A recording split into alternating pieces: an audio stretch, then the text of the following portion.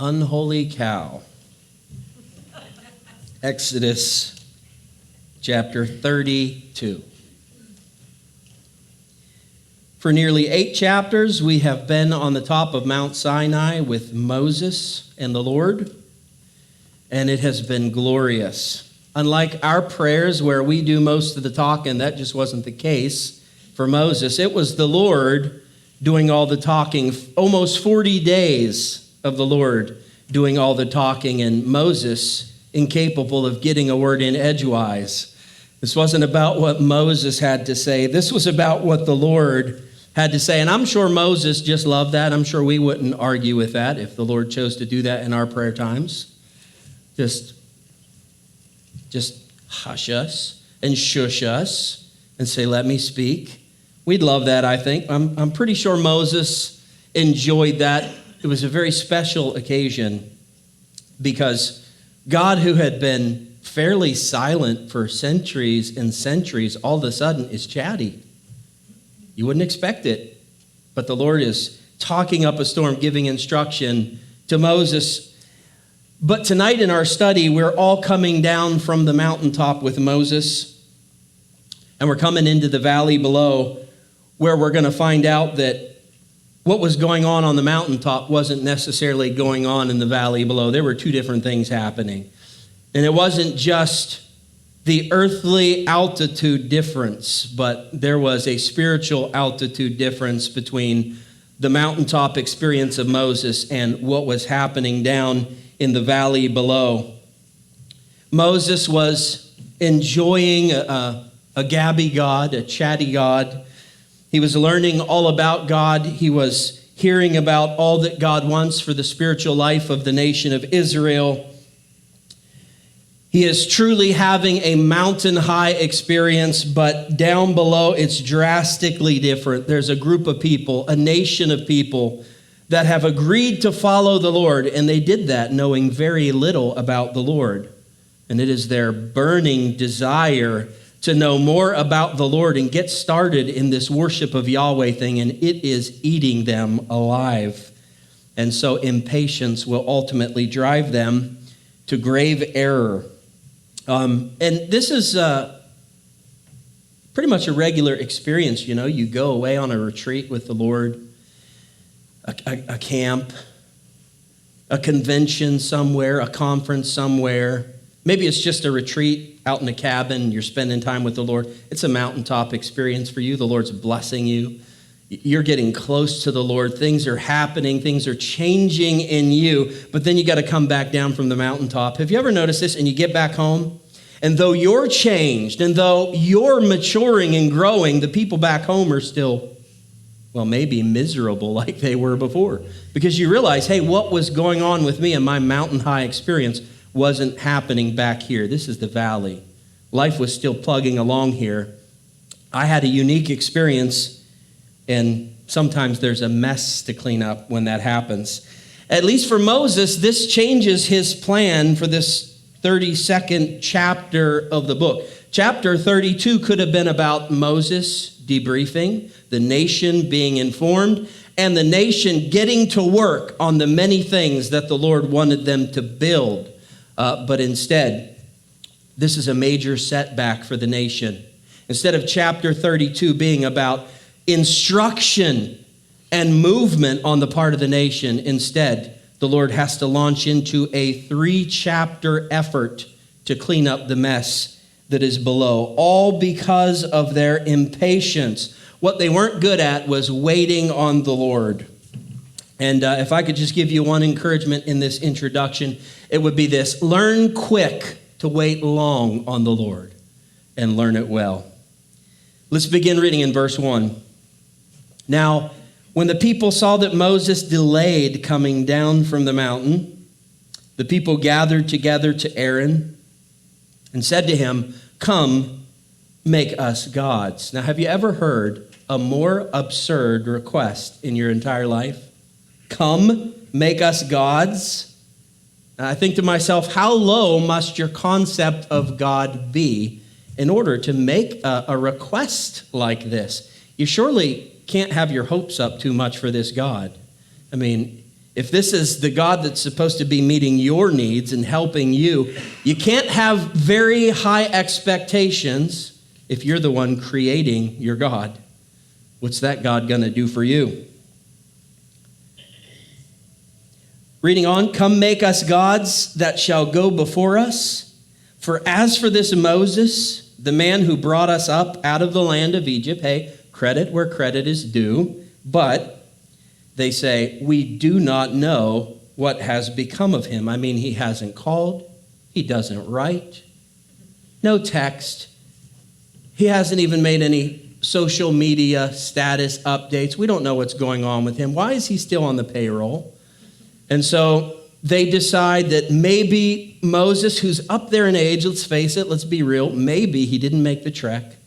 Maybe Moses is dead, and so they move on to the assistant pastor. The assistant pastor is promoted. Verse 2, and Aaron said to them, break off the golden earrings which are in the ears of your wives, your sons, and your daughters, and bring them to me. And before we read any further, I would just like to say that yes, the nation of Israel was wearing the jewelry that they had spoiled from the Egyptians when they were delivered out of Egypt, and there was no problem with that whatsoever.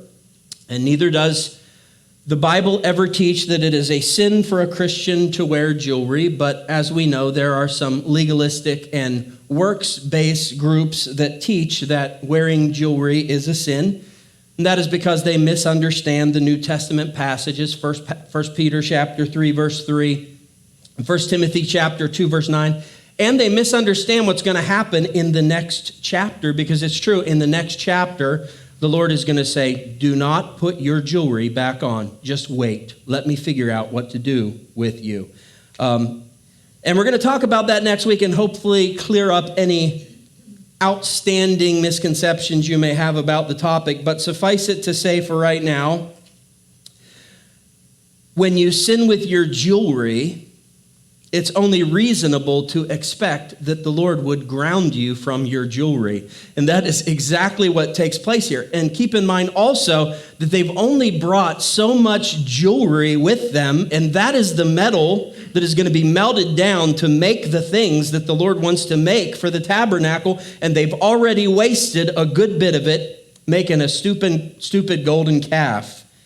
So whether jewelry is right for you or not, whether it is holy or unholy, like so many things in the Bible, it's neutral until you do what you're going to do with it. It is all about what that jewelry is for. In this case, and yes, this is a little bit of a spoiler alert, but is your jewelry becoming your God? Are you wearing your jewelry out of pride? Are you doing it to get a date? Or are you using that outward adornment to adorn what the Lord has already made beautiful inside? If that's why you're doing it, then I can guarantee you the Lord is A-okay with your jewelry wearing.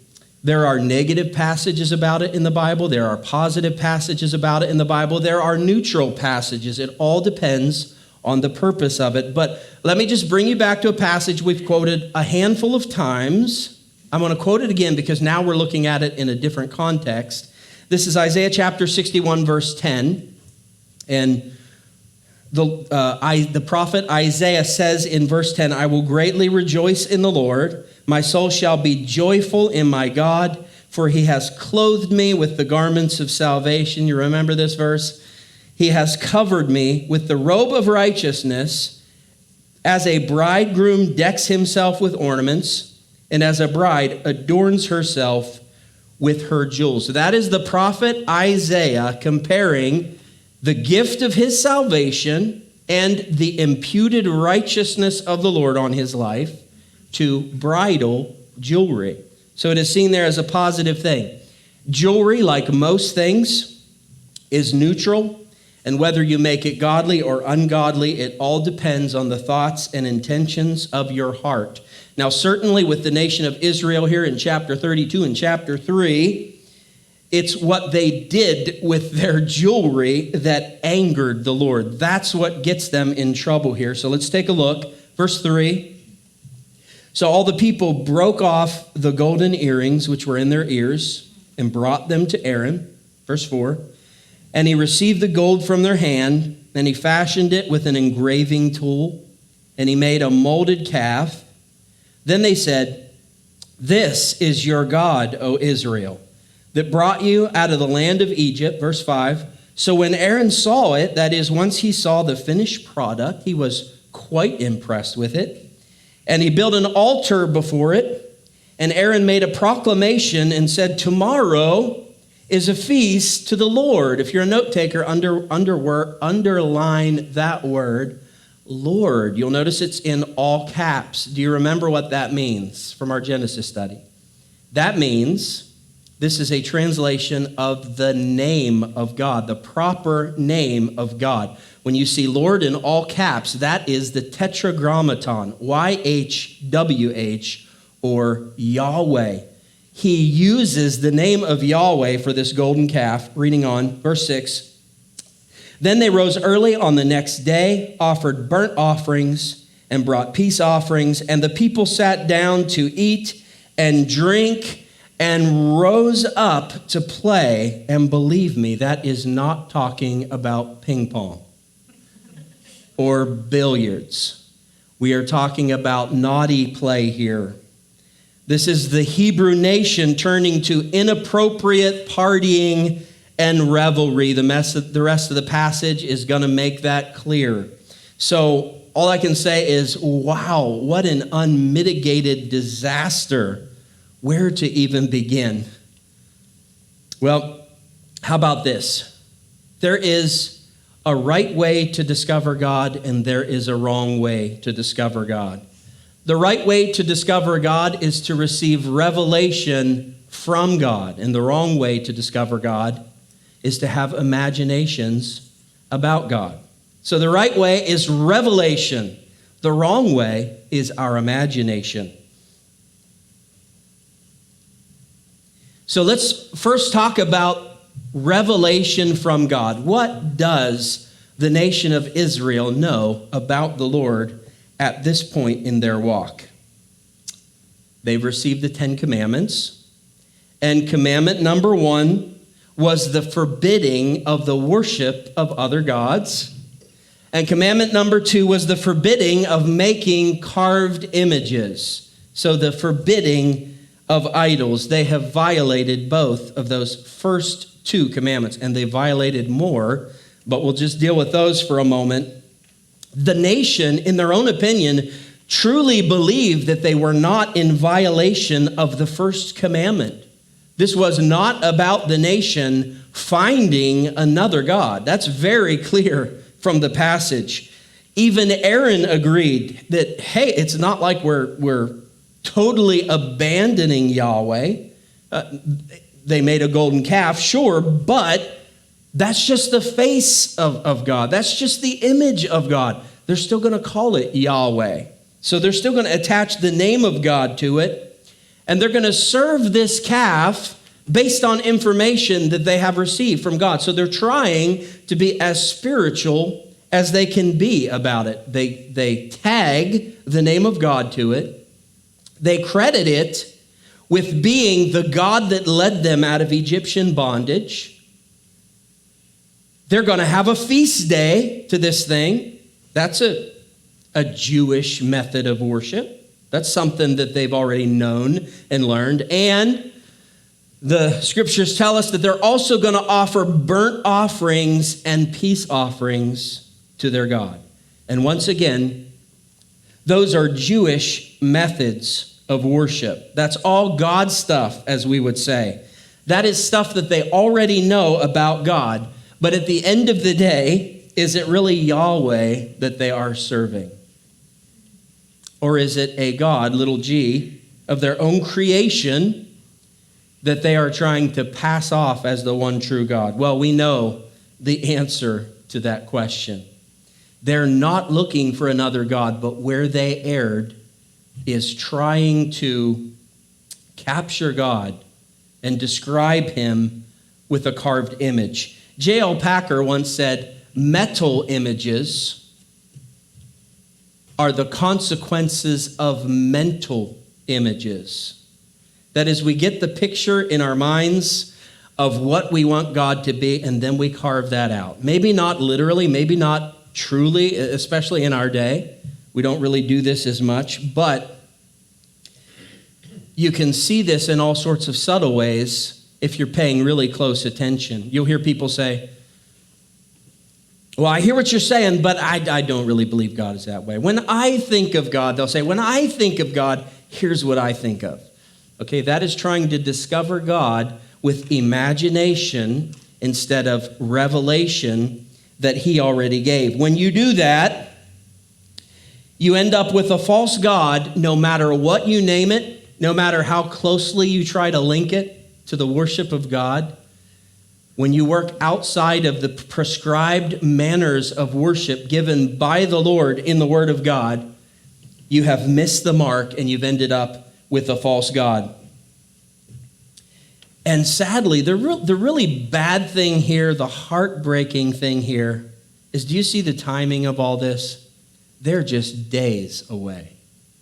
If they would have just waited a few days, they wouldn't have had to fill in all of the blanks they didn't know about the Lord. I mean, you can understand their desire that they want to know the Lord. They want to get moving on this. And there's all these blanks that they just don't know about God. And so here they are, just a few days shy of getting all of those answers and learning about how they can experience God. Just a few days shy of that, they start filling in the blanks themselves. And when you do that, you're selling out.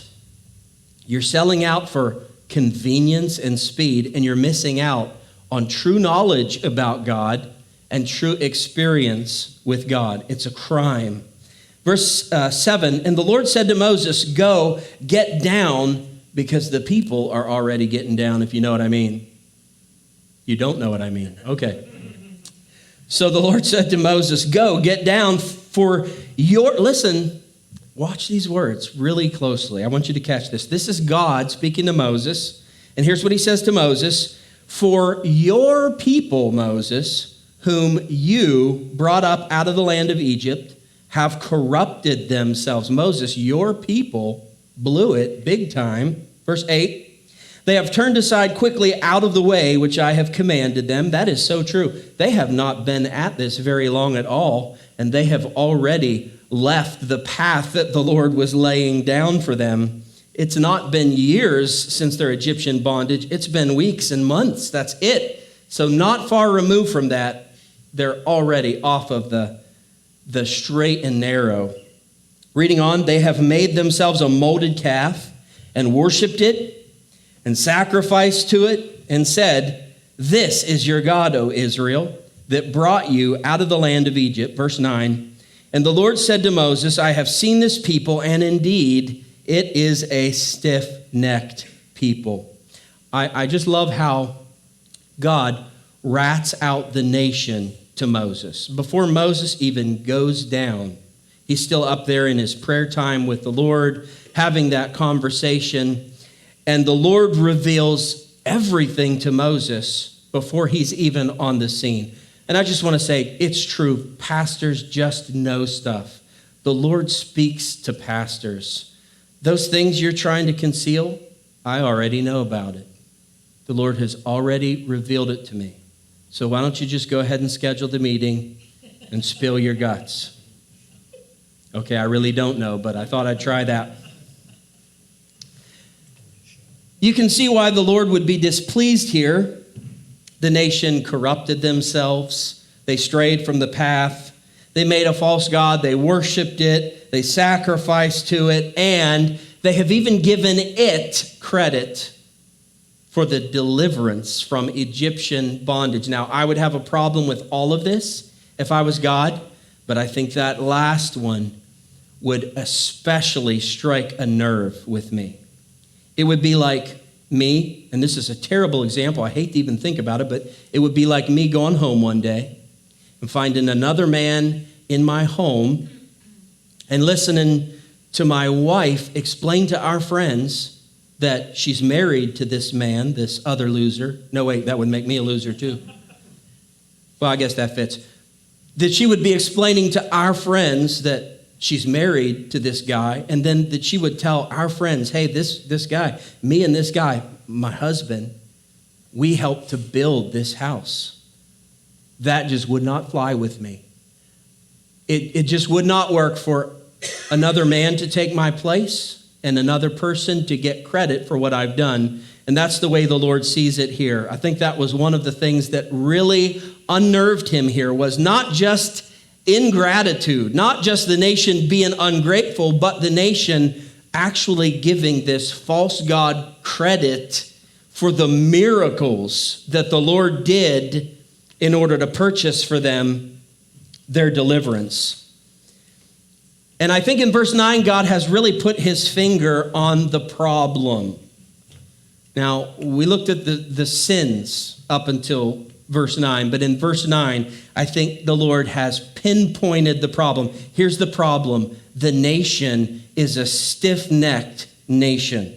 Now, before you get on your high horse about this, it's actually an unintended pun. This stiff-necked term is about horses. But before you get on your high horse about this and look down on this Jewish nation for being stiff-necked, I just want to remind you that the Apostle Paul tells us to be very careful with this in Romans 11, chapter 11, verse 20. And in my own words, the Apostle Paul says, don't get too big for your own spiritual britches, because the Lord cast off the nation that didn't believe in him so that we Gentiles could be grafted in. So in other words, he's saying you could be plucked right out too. So read that verse, Romans chapter 11, verse 20, and calm yourself down, humble yourself, because it is not just like some moniker that only the Jews get. You shouldn't look at it this way. The Gentiles say, we're fine, we're not stubborn, we're not rebellious, but the Jews, they're stiff-necked. No, I think this goes for every human being in human flesh. We have some stiff-neckedness to us. You know what stiff-neckedness is? That's where it comes from, the experience of trying to break a horse to accept a rider or a guider, right? You got the reins around the horse, you got the straps, and when you, or an ox or whatever the case may be, and when you pull the straps, when you pull the reins to the left or to the right, if that horse is broken, if that ox is broken, it'll go the direction you pull. But if it's not broken and it doesn't want to accept your control, it will stiffen its neck and then just keep doing what it wants to do. And when you yank back on those straps, it's supposed to stop, but it stiffens its neck and just keeps on going. It won't accept the control of the nation, it won't accept the control of God. That's what the nation is doing. It's a really good metaphor to explain the way the nation is, and it's a good metaphor to really explain the way so many are today in relation to the Lord. Verse 10, now therefore, let me alone. Moses, back off. Give me some space, that my wrath may burn hot against them, and I may consume them. And I will make of you, Moses, a great nation. Wait a minute. This is huge. This is frightening. What the Lord is referring to is the promise that he gave to Abraham nearly half a dozen times in the book of Genesis. It was that promise that the nation that came from Abraham would flourish. It would become a massive nation. Ultimately, through the seed of that nation, the Christ, the Messiah, would be produced and bring about salvation for all. So as the New Testament refers to him, the book of Hebrews, Abraham was promised that he would be the father of faith. And do you realize that in verse 10, the Lord just said, Moses, what about if I scrap that? These people are a mess. What if I just toss them out? And what if I just start over with you? What if I give the promise of Abraham to you instead? And in the 20th century and the 21st century, they won't be singing, Father Abraham had many. So they'll be singing, Father Moses had many sons. So what do you think, Moses? Does that have a good ring for it? How about if I give you the promise? How about if we ditch the rest, Moses, and you and I, we start right over? Was God serious here? Was this a real offer that he was giving to Moses? Some of us would be tempted by it. We'd say, absolutely, Lord. I always thought I was better than the rest of them. And I think you did a good job in picking. Let's go, Lord. But let's read on. Before we answer that question, let's read on and we'll answer it shortly. Verse 11, then Moses pleaded with the Lord his God and said, Lord, why does your wrath burn hot against, watch this, your people, whom you have brought out of the land of Egypt with great power and with a mighty hand? Isn't it hilarious how neither God nor Moses wants to claim the nation of Israel right now? They're playing hot potato with them. You take them, Moses. You let them out. No, Lord. You take them. You let them out. They're yours. No, they're yours. So hot potato with the nation of Israel. Verse 12, why should the Egyptians speak and say, he brought them out to harm them, to kill them in the mountains, and to consume them from the face of the earth? Lord, what would the heathen think if you did this to your people? How would that look to the pagan nations if you, the one true God, abandoned your holy chosen nation? And so Moses says, turn from your fierce wrath and relent from this harm to your people. Verse 13. Remember Abraham. Lord, you made this promise to Abraham. You passed it down through Isaac and Israel, or Jacob. So he says, remember Abraham, Isaac, and Israel, your servants to whom you swore by your own self, and said to them, I will multiply your descendants as the stars of heaven, and all this land that I have spoken of I give to your descendants, and they shall inherit it forever. Verse 14, so the Lord relented from the harm which he said he would do to his people. So let's answer the question. Plan A didn't seem to go too well. It seems like the Lord has reverted to plan B. Is this a legitimate plan B? Was this offer to Moses really valid? The answer is no. No. God was never actually going to do this.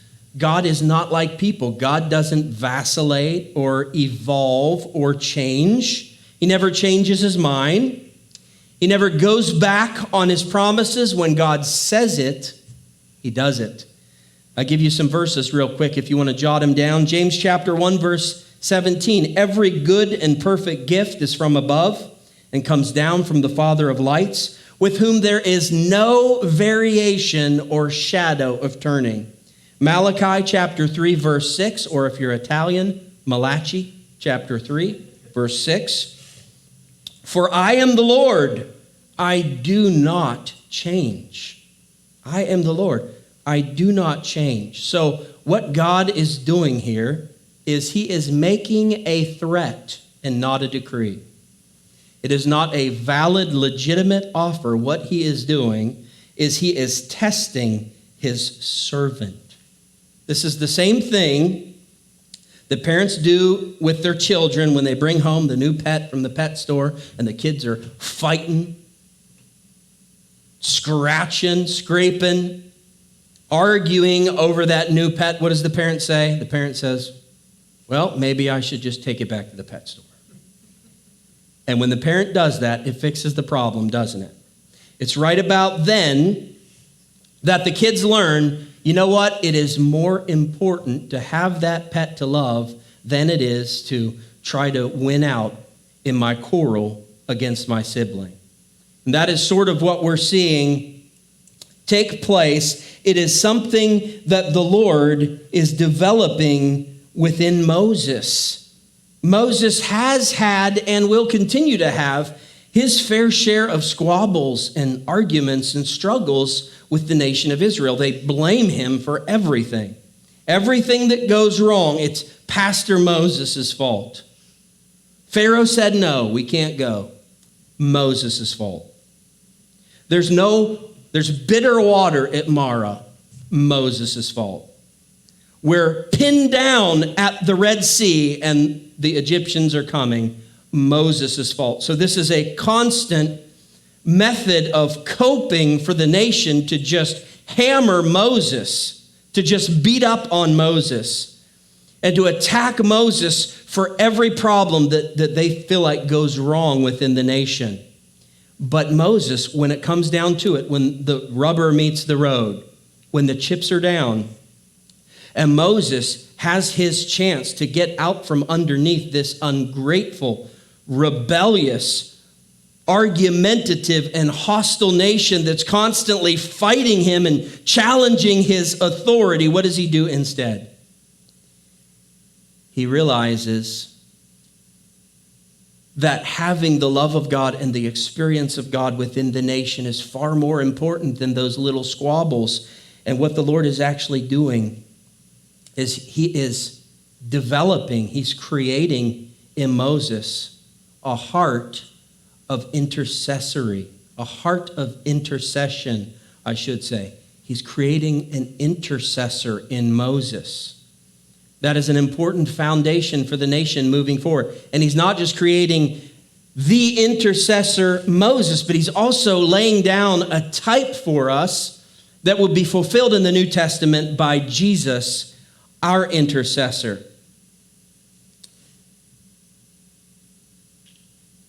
But this appeal that Moses brings to God, I think, is very well done. Just let me hit this kind of quick here. Here's his appeal to God. Verse 11, God, though we're arguing about this, that they really are your people. Lord, they're your people. Verse 12, God, this is your reputation that is on the line. And verse 13, God, this is your promise that is at stake. These are your people. This is your reputation. These are your promises. So Moses is counseling the Lord. The thought is laughable, but you just got to go along with it. Moses is counseling the Lord. Lord, please don't abandon your people. Don't ruin your reputation. Don't break your promises to the nation. Lord, they messed up, but don't you mess up. And the Lord goes, okay, you're right, Moses. And I'm glad you saved me from making a mistake. We'll do it your way, wink, wink. See, this is what the Lord was leading this. The Lord was producing this in Moses. It feels like Moses' idea, but the Lord was testing Moses because the Lord was working this deep love for the nation within him. And the Lord was raising him up as an intercessor for the nation. Verse 15, and Moses turned and went down from the mountain, and the 2 tablets of the testimony were in his hand. The tablets were written on both sides.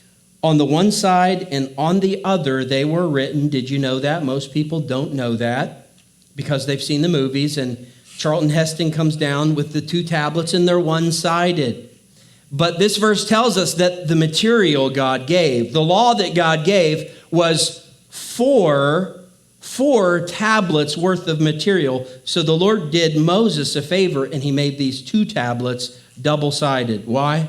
So he wouldn't have to carry 4 tablets down the mountain. He's almost 81 years old at this point, and the Lord cuts him some slack and prints these on both sides. Verse 16, now the tablets were the work of God, and the writing was the writing of God, engraved on the tablets. 17, and when Joshua heard the noise of the people as they shouted, he said to Moses, there is a noise of war in the camp. Verse 18, but he said, that is Moses said, it is not the noise of the shout of victory, nor the noise of the cry of defeat. Joshua, this isn't war that you're hearing, but it is the sound of singing I hear. Now, back in Exodus chapter 24, we were told that Moses went up the mountain to be with the Lord on day 1, and he took Joshua as his assistant. He took Joshua with him. No doubt he's going to make use of that, and Joshua is carrying at least one of these stones on the way down. But at some point, Joshua stops where he is, and Moses continues up onto the mountain, further up to be with the Lord alone. Joshua is not privy to this conversation between Moses and the Lord. And in that sense, Joshua becomes a much better example for us than Aaron, because Joshua was just sort of ditched there halfway or three-quarter up the mountain. He spent nearly 40 days on his own, probably wondering the same thing about Moses that the nation was. Where is he? Is he still alive? And yet we don't see Joshua making farm-based gods, idols. We don't see him panicking or growing impatient. Oh, I want to know what God is like. I just can't wait. I'll make it up. You don't see that from Joshua. But Aaron's down below with the company of all the people. And look at how royally Aaron messes things up. So, when Joshua hears the ruckus below, because he has not yet been told what was going on, the Lord told Moses, but Moses hasn't shared that with Joshua. So when he hears the noise below, he thinks that the nation is under attack. He thinks he's hearing the drums of war. No, he's not hearing the drums of war. He's hearing the speakers of the DJ. He's hearing the music. And there's partying going on. And there's dancing taking place. And just a quick point here. I just want to add, that's sort of the same way as jewelry, isn't it? You're going to read about good partying in the Bible. You're going to read about good dancing in the Bible. Look at Luke chapter 15, verses 23 through 25. When the prodigal son returns, it says this, "Bring the fatted calf here and kill it, and let us eat and be merry. For this my son was dead and is alive again. He was lost and is found." And they begin to be merry. They're having a party here. They're celebrating. Verse 25, "Now his older son was in the field, and as he came and drew near the house, he heard" what? Music and dancing. And there wasn't a thing wrong with it in this passage. It was neutral at least, holy at best. Holy in the sense that it's teaching us a spiritual lesson. Here's some holy dancing for you. That is King David in 2 Samuel chapter 6, verse 14. There he is dancing before the Lord. Should have had more clothes on. Granted, I'll give that to you. But he was dancing before the Lord, and the Lord loved it. So dancing, partying, all of those things, it just depends on our heart. Why are we doing it? Are we having our parties because we're celebrating things that the Lord would be okay with? Are we dancing because we're incorporating that into our worship? The Lord would be pleased with it. But if we're partying and dancing for sensual reasons, for fleshly reasons, now the Lord is going to have a problem with it. And of course, that is the kind of dancing and partying that is going on down below here in Exodus chapter 32. Verse 19, "So it was, as soon as he came near the camp, that he saw the calf and the dancing." You know, he hears the party's happening, the strobe lights are flashing. So it says, "Moses' anger became hot, and he cast the tablets out of his hands and broke them at the foot of the mountain." Oh no, that's the first edition. Autographed by God. 10 commandments, 2 tablets of stone, totally destroyed. But I think it's poetic because Moses broke them because the nation had broke them. Verse 20, "Then he took the calf which they had made, burned it in the fire, and ground it to powder, and he scattered it on the water and made the children of Israel drink it." Golden calf shakes for all. That would make them violently ill. You're just not, even if it's in powder form, you're just not supposed to intake that level of heavy metals. I would suspect they were barfing for days. And I think serves them right. Good for them. They made the Lord sick by what they were doing, so turnabout is fair play. The Lord's making them sick through Moses. Keep in mind, Moses just went up there and heard the Lord's law, which basically centers around this one principle, eye for eye, tooth for tooth. I think Moses is thinking, barf for barf. You made the Lord sick, it's your turn. Verse 21. And Moses said to Aaron, what did this people do to you, Aaron, that you have brought so great a sin upon them? Now, it is true, all the people did evil. And Aaron didn't come up with this on his own. They approached him with this. It wasn't his idea. Wouldn't happen if this was just up to Aaron. But the people brought this idea to him. They brought this suggestion to him. And sure, Aaron did compromise, but he wasn't the ringleader on this. Nonetheless, it doesn't matter. Where does the buck stop? Who has to do the answering for it? Aaron. Why? Because Aaron is leadership. Moses left Aaron in charge of the nation, so it's Aaron that is responsible for every single bit of this. He's the one that has to answer for it. And that is a sober lesson for anyone that would desire positions of leadership among God's people. Those positions of leadership, that authority that is given to you also comes with great responsibility and accountability to God. And that is a fearful thing. That's why the New Testament warns us, not every one of you should desire to be teachers, because with that position comes greater condemnation when you're leading people astray. Boy, has Aaron done that or what? Verse 22, so Aaron said, do not let the anger of my Lord become hot. You know the people, that they are set on evil. You know what they're like, Moses. Come on. Verse 23, for they said to me, make us gods that shall go before us. As for this Moses, the man who brought us out of the land of Egypt, we do not know what has become of him. And I said to them, whoever has any gold, let them break it off. So they gave it to me, and I cast it into the fire, and this calf came out. It just happened. Voila. Abracadabra. First, let's get this out of the way. Aaron is absolutely lying here. Aaron is lying through his golden grill right now. We've known since verse 4 that Aaron was far more involved in this than he was trying to let on to Moses. He didn't want Moses to know just how involved he was. But there in verse 4, we read it. It was Aaron that said, bring your gold. It was Aaron that threw it in the pot, the oven, to melt it down. It was Aaron that sculpted this thing. It says he used the engraver's tool. He sculpted this calf. It was his creation, whether that's directly or whether he's overseeing it. This was all Aaron. Why would he choose a calf? That's dumb. Why would you worship a baby cow? I'll tell you why. It was a popular idol in the nation of Egypt. The people were familiar with the golden calf. They were comfortable with it. They were used to it. So what Aaron has done is he has compromised.